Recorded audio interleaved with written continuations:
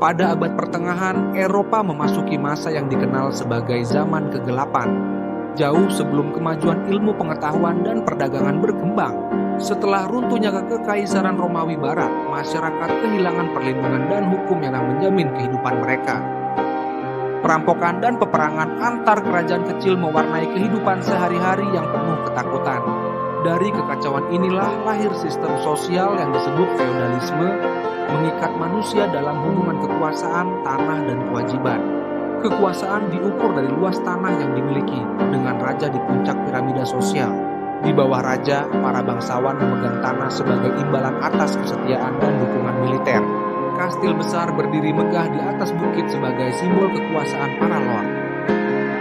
Para ksatria, prajurit berkuda, siap membela kepentingan tuan tanah dengan keberanian dan kehormatan.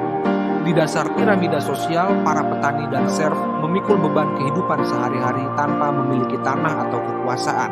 Feodalisme bukan hanya sistem ekonomi, tetapi juga cara hidup yang mengikat semua lapisan masyarakat. Sebuah manor biasanya terdiri dari ladang luas, desa kecil, bengkel, hutan, dan rumah pekerja yang sederhana. Para petani bangun sebelum matahari terbit dan bekerja keras hingga senja, menyerahkan hasil panen kepada lord mereka. Sebagai imbalan, mereka mendapatkan perlindungan dari ancaman perang dan perampok, meski nyawa dan kebebasan mereka terbatas. Para petani hampir tidak punya kebebasan untuk berpindah tempat atau mengubah nasib mereka. Lahir sebagai petani berarti hidup dan mati sebagai petani, sebuah nasib yang sulit diubah. Di balik kehidupan sederhana itu, Gereja Katolik memegang peranan besar dalam menjaga stabilitas feodalisme. Gereja mengajarkan bahwa tatanan sosial adalah kehendak Tuhan, memperkuat kekuasaan raja dan para lord. Raja berkuasa karena mandat ilahi, dan rakyat jelata harus menerima status mereka dengan ketaatan penuh. Dengan tanah luas dan pengaruh spiritual, gereja menjadi pilar penting yang menjaga struktur feodal kokoh selama berabad-abad. Namun, feodalisme tidak bertahan selamanya. Abad ke-14 membawa bencana besar, wabah Black Death. Jutaan orang meninggal, menciptakan kelangkaan tenaga kerja yang mengubah tatanan sosial dan ekonomi. Para petani yang tersisa mulai menuntut upah, kebebasan, dan hak yang lebih baik dari para lord mereka. Secara perlahan, sistem feodal mulai retak, membuka jalan bagi perubahan besar dalam masyarakat Eropa. Kota-kota tumbuh pesat, perdagangan meningkat, dan kelas menengah mulai bermunculan. Kemajuan teknologi militer seperti busur panjang dan senjata api mulai meruntuhkan dominasi ksatria berkuda. Benteng batu yang megah mulai kehilangan keunggulan strategisnya di medan perang. Feodalisme pun runtuh, digantikan oleh negara modern dan masyarakat yang lebih dinamis serta terbuka. Jejak feodalisme masih tersisa dalam budaya, hukum, dan hubungan kekuasaan hingga hari ini. Feodalisme mengajarkan betapa kuatnya pengaruh struktur sosial terhadap kehidupan manusia sepanjang sejarah. Perubahan besar terjadi saat masyarakat mulai mempertanyakan tatanan yang dianggap sakral dan tak tergoyahkan. Masa lalu yang kelam itu kini menjadi pelajaran berharga tentang kekuatan dan kelemahan sistem sosial manusia. Jika Anda memiliki pandangan lain tentang feodalisme, silakan tulis di kolom komentar dan jangan lupa like serta subscribe. Kisah ini membuka jendela ke masa lalu penuh konflik dan harapan yang membentuk dunia modern. Dalam setiap lapisan masyarakat, manusia mencari makna, perlindungan, dan keadilan dalam tatanan yang ada.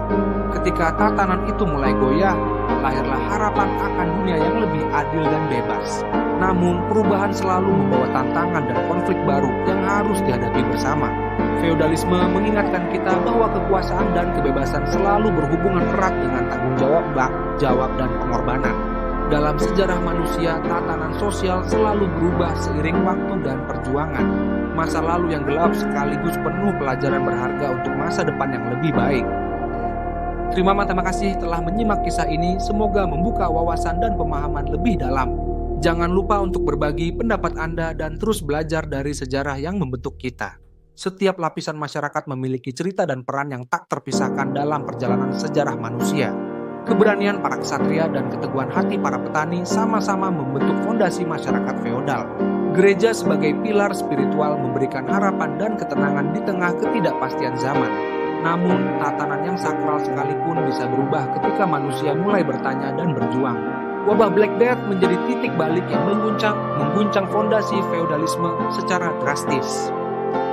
kematian massal menciptakan kekosongan tenaga kerja yang memberi kekuatan baru bagi para petani.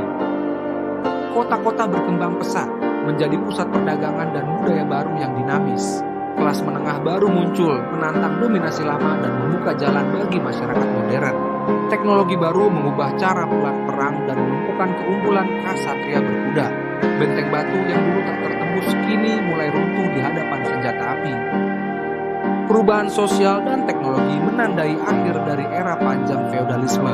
Namun, warisan feodalisme tetap hidup dalam budaya dan struktur kekuasaan modern. Kisah ini mengajak kita merenungkan bagaimana struktur sosial membentuk kehidupan dan sejarah manusia. Perubahan besar terjadi ketika manusia berani mempertanyakan dan melawan ketidakadilan. Sejarah feodalisme mengingatkan kita akan pentingnya keadilan dan kebebasan bagi semua lapisan masyarakat. Dalam setiap era, manusia terus berjuang untuk membangun dunia yang lebih baik dan bermakna.